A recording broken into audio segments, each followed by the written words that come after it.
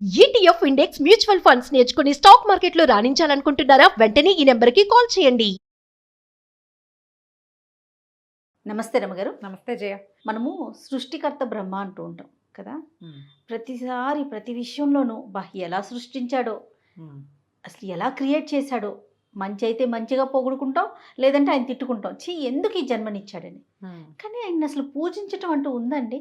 ఎక్కడైనా దేవాలయాలు కానీ లేకపోతే బ్రహ్మని పూజించటం కానీ, విపరీతమైన తపస్సులు, ఇప్పుడు శివుడి గురించి మహావిష్ణువు గురించి తపస్సు చేసిన వాళ్ళ గాథలు మనం వింటూ ఉంటాం. వాళ్ళు ప్రత్యక్షమైపోవటం, చక్కగా వరాలు ఇచ్చేయటం, ఇవన్నీ వింటాం. బ్రహ్మదేవుడి గురించి అలా తపస్సు చేయటాలు, పూజలు చేయటాలు, అసలు మన లోకంలో అసలు ఆయనకు సంబంధించి దేవాలయాలు ఉన్నాయా? దేవాలయాలు పక్కన పెడితే బ్రహ్మ విష్ణు మహేశ్వరులలో ఎక్కువ శాతం తపస్సుకి ఇదైన వాడు బ్రహ్మే. రావణుడికి కుంభకర్ణుడికి విపరీత వరాలు ఇచ్చింది బ్రహ్మదేవుడే. హిరణ్యాక్ష హిరణ్యకశిపులకి బ్రహ్మదేవుడే ఇచ్చాడు. అవునా? మనం శివుడి కథలు ఎక్కడ వింటాం? రావణాసురుడు ఏదో శివుడిని కదిపాడు, అదొకటి. తర్వాత ఆయన భస్మాసురుడికి ఇచ్చాడు, తర్వాత గజాసురుడికి వరం ఇచ్చాడు, అలాంటివి ఇచ్చాడు. కానీ బ్రహ్మదేవుడు ఇచ్చిన వరాలు చిన్న వరాలు కాదు, చాలా ఎక్కువ వరాలు ఇచ్చారు. బ్రహ్మవర ప్రసాది అనేది ఒక పాయింట్. బ్రహ్మపుత్రులమే మనమంతా. అవును. ఆయన ప్రజాపతులను సృష్టించాడు. ఆ ప్రజాపతులే మన తాతలు ముత్తాతలు ముత్తాతలు ముత్తాతలు ముత్తాతలు, వాళ్ళ వల్లే మనం పుట్టాం. వాళ్ళందరికీ తాత ఆయన కోసమే ఎక్కువ తపస్సులు చేశారు. అయితే ఏ కల్పంలో ఇది జరిగిందో మనకు తెలీదు. కానీ బ్రహ్మ విష్ణు మహేశ్వరులలో ఎవరు ఉత్కృష్టుడు, ఎవరు యజ్ఞభర్తగా ఉండాలి అనే విషయం మీద సప్తర్షులు ఋషులంతా ఒక సమావేశం జరుపుకుని, వీళ్ళ ముగ్గురులో ఎవరికి యజ్ఞాధికారం ఎవరికి ఇవ్వాలి, ఎవడు సర్వోన్నత దైవము, లేదా ఎవరికి ఇదంతా మనం ఎవరిని గురించి వెతకాలి, ఇలాంటి బోల్డ్ అంత వాదనలు జరిగాక సరే వాళ్ళని టెస్ట్ చేయటం కోసం ఇవన్నీ పంపించారు భృగు మహర్షిని. భృగు మహర్షి వచ్చాడు. ఈ భృగువు అనే ఆయనకి ఏంటంటే అహంకారి, ఆయన మహాజ్ఞాని. కానీ తన జ్ఞానం పట్ల అహంకారం ఉంది. ఆయనకి అరికాల్లో కన్నుండేదట. అవును, ఆ పాదంలో కన్నుంది.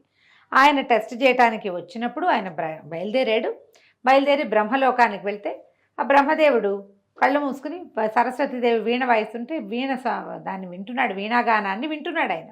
ఈయన వెళ్ళి బ్రహ్మాదేవ అని పిలిచినా కూడా ఆయన పలకపోయేసరికి అది కొళ్ళు మండిపోయింది. నువ్వు సృష్టికర్తవి, ప్రజాపతులకి పితవి, ఇదంతా నీ వల్ల వచ్చిన వాళ్ళం మేమంతా, మా గోడు వినవు, నువ్వు ఎలా తన్మయత్వం పొందుతావు? ఇట మైమరిచిపోయి ఉంటావు. అందుకని నీ మైమరుపుకి శిక్ష ఏమిటంటే నిన్నెవ్వరూ పూజించరు, ఎందుకంటే మా గోడు వినేవాడివి కాదు నువ్వు. ఓహో. మనం ఎప్పుడు చూడు, ఎప్పుడు మనకు చెప్తాం, మనం ఇంగ్లీష్లో చెప్పుకుంటుంటాం, never judge a book on its ఇదని కదా, కవర్ పేజీ చూసి దేని జడ్జ్ చేయకూడదని. ఇప్పుడు ఆయన చూడు, అది జడ్జి చేశాడు అంటే ఆయన ఒక అజ్ఞానంలో ఉన్నట్టే. ఆయన వచ్చినప్పుడు బ్రహ్మదేవుడు స్త్రీలౌల్యంగా ఉన్నాడని, సంగీత లౌల్యంలో ఉన్నాడని, తన్మయత్వంలో ఉండి తన్ని పట్టించుకోలేదని ఆయన్ని శపించాడు. ఆయన వరుస క్రమంలో వెళ్ళి శివుణ్ణి శపించి, నువ్వు ఇలాగ స్త్రీలోలుపత్వంతో ఉన్నావు, ఆమెతో మైమరిచిపోయి ఉన్నాడని పార్వతీదేవితోటి, నీకు లింగ పూజే కానీ నీకు వ్యక్తి పూజ లేదు నీకని ఆయన్ని శపించాడని. తర్వాత విష్ణుమూర్తి దగ్గరికి వెళ్ళాడు. వెళ్ళేసరికల్లా వీళ్ళిద్దరూ లక్ష్మీనారాయణలు ఇద్దరు కబుర్లలో మునిగుంటే ఈయన వెళ్ళి కాలెత్తి విష్ణుమూర్తిని తన్నాడు. గుండెల మీద తన్నేసరికి లక్ష్మీదేవి కోపం వచ్చి ఆవిడ వెళ్ళిపోతే, ఈ విష్ణుమూర్తి మాత్రం ఈయన పాదాలు పట్టుకుని, అయ్యో నేను నిన్ను పట్టించుకోలేదు మహానుభావ అని ఆయన పాదంలో కన్ను చిదివేశాడని కథ చెప్తారు. పాదాలు పట్టుకుంటే ఎంత వాడైనా లొంగిపోతాడని అందులో ఒక నీతి కూడా ఉంది. ఈ క్రమంలో బ్రహ్మదేవుడిని శపించటం వల్ల ఆయనకి భూమి మీద ఆలయాలు లేవని, ఆయనకి ఏది పూజా విధానము ఆయన కోసం చెప్పబడలే. శివ పూజా విధానం, విష్ణు పూజా విధానం చెప్పబడ్డాయి, ఆగమాలు ఉన్నాయి. బ్రహ్మ పూజా విధానానికి ఆగమం లేదు. అట్లా బ్రహ్మదేవుడికి పూజార్హత లేకుండా పోయింది. అదైతే మనం ఏం చెప్పుకుంటాము, విష్ణుమూర్తి భూలోకంలోకి రావడానికి కారణమైన కథగా ఈ విషయాన్ని చెప్పుకుంటాం. మరి ఇప్పుడు అంతకుముందు బ్రహ్మకి పూజ అని అడుగుతాం. అవును. ఇది ఏ కల్పంలో జరిగిందో దీన్నే ఆనుచానంగా మనం చెప్తున్నాం, కానీ దానికి ముందు ఏం జరిగింది అనేది మనకి ఎక్కడా కథల్లో చెప్పబడదు. కానీ బ్రహ్మకి ఆయన ప్రతి చోట అగ్రస్థానమే కనపడుతుంది పురాణాల్లో. ఎవరికి ఎక్కడ ప్రాబ్లం వచ్చినా ముందు తాత దగ్గరికే పరిగెడతారు. ఆయన పదండి మా నాన్న దగ్గరికి వెళ్దామని విష్ణుమూర్తి దగ్గరికి తీసుకెళ్తాడు. కుదిరితే అక్కడ కుదిరిపోతుంది వ్యవహారం, పంచాయతీ తేలిపోతుంది. అక్కడ తేలిపోతే వీళ్ళంతా కలిసి శివుడి దగ్గరికి వెళ్తారు. ఒకవేళ శివుడి దగ్గర కూడా తేలలేదనుకో, అప్పుడు ఈ గుంపు అందరినీ విడిచేసి త్రిమూర్తులు మాత్రమే అమ్మవారిని కలుస్తారు. మన సిస్టమ్ ఎలా కనపడుతుందో చూడు, ముందు చిన్నవాళ్ళని, తర్వాత ఆపై వాళ్ళని, తర్వాత మంత్రి గారిని, ఆ తర్వాత కదా సర్వోన్నత న్యాయస్థానం దగ్గరికి వెళ్ళేది అంతే కదా. అలా వెళ్ళేవాళ్ళు. ఈ క్రమం వల్ల మనకి బ్రహ్మదేవుడికి పూజా విధానం లేదని ఒక క్లారిటీ తోటి చెప్పబడుతుంది. కానీ మనం లేదనుకోవడానికి వీల్లేదు. బ్రహ్మదేవుడికి ఇండియాలో ఖచ్చితంగా అక్కడక్కడ దేవాలయాలనే, పుష్కర్లో బ్రహ్మదేవుడికి ఆలయం ఉంది. తర్వాత కేరళలో తిరుచి అనే ప్రాంతంలో కూడా బ్రహ్మదేవుడి ఆలయం ఉంది. వాళ్ళు అక్కడ ఎందుకు కట్టారు అనే దాని మీద ఏం పెద్ద స్థల పురాణం నాకైతే దొరకలేదు. ఆ ప్రాంతానికి వెళ్ళినప్పుడు ఏమైనా మరి దొరుకుతుందేమో చూడాలి. అయితే పుష్కర్లో ఉన్న దేవాలయము కలియుగం నాటిది కాదని, అది త్రేతాయుగం నాటిదని ఒక ఆయన స్పీచెస్లో చెప్పారు. పుష్కర్ అంటే రాజస్థాన్లో ఉంది. ఒంటెల పండుగలు అవి చేస్తారు పుష్కర్లో. గాలిపటాల పండగ ఒకటి, ఒంటెల పోటీలు జరుగుతాయి. అవునండి. ఆ ప్రాంతంలోనే ఈ బ్రహ్మదేవుడి ఆలయం ఉంది. ఎవరైనా రాజస్థాన్, జైపూర్, జైసాల్మీర్, ఉదయ్పూర్ అవి చూడడానికి వెళ్తాం. ప్యాలెస్ ఆన్ వీల్స్ అని ఒక ట్రైన్ కూడా నడుస్తుంది. అక్కడ మనం తిరగడానికి గనక వెళ్తే మీరు బ్రహ్మ ఆలయం కోసం ప్రయత్నం చేస్తే తప్పకుండా చూడొచ్చు. ఎక్కువగా ఆ ప్రాంతం వాళ్ళంతా బ్రహ్మదేవుడి ఆలయానికి వెళ్తారు. బ్రహ్మని ఎలా ప్రార్థించాలి అనేది మనకి ఎక్కడా లేదు. కానీ చూడు, మన ముందు పురాణాలన్నీ, పురాణపు గాథలన్నీ కలియుగపు గాథలు కావు. అవును. సత్యయుగము, కృతయుగము, త్రేతాయుగము, ద్వాపర యుగం తాలూకు కథలే మనకి పురాణాల్లో ఉన్నాయి. ఈ 3 యుగాల్లోనూ బ్రహ్మని గురించి తపస్సు చేసిన వాళ్ళు ఉన్నారు. కానీ మరి పూజా విధానం ఎందుకు ఇవ్వలేదంటారు? తపస్సుకే బ్రహ్మ. ఇదివరకటి కాలంలో ఇలా ప్రత్యేకంగా పూజలు, వ్రతాలు, నోములు అన్ని కలియుగం కోసం చేయబడ్డవమ్మా. అంతకుముందు లేవు. అంతకుముందు అంతా యజ్ఞయాగాదులు ఉండేవి. అవును, యజ్ఞాలు ఉండేవి. ఇంద్రుడి కోసం యజ్ఞం చేస్తే బ్రహ్మకి సముచిత స్థానం ఉండేది. ఆయన పిలుచుకునేవాళ్ళు. బ్రహ్మస్థానం ఖచ్చితంగా ఉండేది. విధానాలు మారినాయి కదా అప్పటికి ఇప్పటికి. కలియుగంలో చెప్పబడిన కథలన్నీ రాజుల కథలు. రాజులు ఉన్నారు. ఇప్పుడు ఎక్కడి నుంచి వచ్చారు వీళ్ళు? మన పాండవుల తాలూకు మనవడైన పరీక్షిత్ మహారాజు, ఆయన కొడుకు జనమేజయుడు, ఆ తర్వాత వాళ్ళ వంశాల వాళ్ళు. అప్పుడు మిగిలేరు కదా కురుక్షేత్ర సంగ్రామంలో. ఆ మిగిలిన రాజవంశాల వాళ్ళంతా రాజులుగా స్థిరపడ్డారు, ఉన్నారు కొంతమంది. కొన్ని తరాల వాళ్ళు మిగిలేరు. అలాగే మళ్ళీ బృహద్రథులని, వాళ్ళని వీళ్ళని బోల్డ్ అని, శాలకాయన్లు, బోల్డంతమంది వచ్చారు కదా. మన శాతవాహనులని, శాలివాహనం అని ఎంతమంది వచ్చారు. వీళ్ళంతా కూడా యజ్ఞయాగాదులు చేయటము, అది కూడా ఋత్విక్కుని పెట్టుకోవటము, పాత పద్ధతిని ఫాలో అవ్వటము.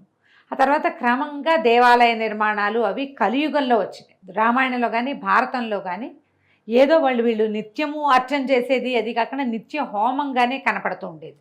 సూర్యారాధన ఒకటి ఉండేది. ఇక్కడికి వచ్చేసరికి కథ మారిన విధానాన్ని బట్టి మనం ఏం చేసాం, పూజలు, వ్రతాలు ఇవన్నీ మనకి మునులు పెట్టినవే కదా. ఈ మన నైమిషారణ్యంలో అక్కడ మునులు, ఋషులు వాళ్ళంతా డిస్కస్ చేసుకుని మానవులు తరించడానికి ఇప్పుడు యజ్ఞయాగాదులు చేయగలిగే క్రియా విధానం వీళ్ళలో తగ్గిపోతుంది. తత్వాలు మారిపోతాయి. కలియుగం వచ్చేసరికల్లా మానవుల తత్వం మారుతుంది. అవును. ధర్మం 3-4 పాదాలు కాకుండా ఒక్క పాదానే నడుస్తుంది. ధర్మం 4 పాదాలు ఉన్నప్పుడు యజ్ఞం ఉంది, 3 పాదాలు ఉన్నప్పుడు యజ్ఞం ఉంది, 2 పాదాల మీదకి వచ్చిన ద్వాపరయుగంలో కూడా యజ్ఞం ఉంది. ఇప్పుడు లేదు. ఇప్పుడు యజ్ఞం చాలా కొద్ది మంది. దాని మీద ప్రశ్నలు, దూషణలు, తిరస్కారాలు ఎక్కువగా ఉన్నాయి. అవి పెరిగినాయి కదా. అందుకని ఏం చేశారు, స్వల్పంగా నీ దారి నువ్వేదో ఓమోం అని పూజ చేసుకోవడానికి, ఇతరులకి చెప్పాల్సిన పని కూడా లేకుండా పూజ చేసుకునే విధానం కూడా నేర్పించి అమల్లోకి వచ్చేసి. అంచేత బ్రహ్మదేవుడికి మనకు ప్రత్యేకంగా పూజ లేకపోయినా తెల్లవారు లేస్తే మన అమ్మ నాన్నకి దండం పెడితే బ్రహ్మకి దండం పెట్టినట్టే. కాబట్టి ఇలా నడిచింది. మీరు పుష్కర్ వెళ్ళిన కేరళ ట్రిప్స్లో మీరు చూడండి, తిరుచి, నాకు పేరు అదే జ్ఞాపకం ఉంది. అక్కడ కూడా ఒక బ్రహ్మేశ్వరాలయం ఉంది. బ్రహ్మదేవుడు అక్కడ కొన్ని శివలింగాలు ప్రతిష్ఠ చేశాడని కూడా కనపడుతుంది. ఇలా ఈ 2 దేవాలయాలని మనం చూడొచ్చు. ఇంచేతే బ్రహ్మకి ఆలయం లేదు అని చెప్తారు. మళ్ళీ ఈ యుగం మారుతుంది కదా, అప్పుడు అసలు ఆలయాల ప్రసక్తే ఉండదమ్మా. మనం ఇది అయిపోయాక మళ్ళీ మొదలవుతాయి యుగాలు.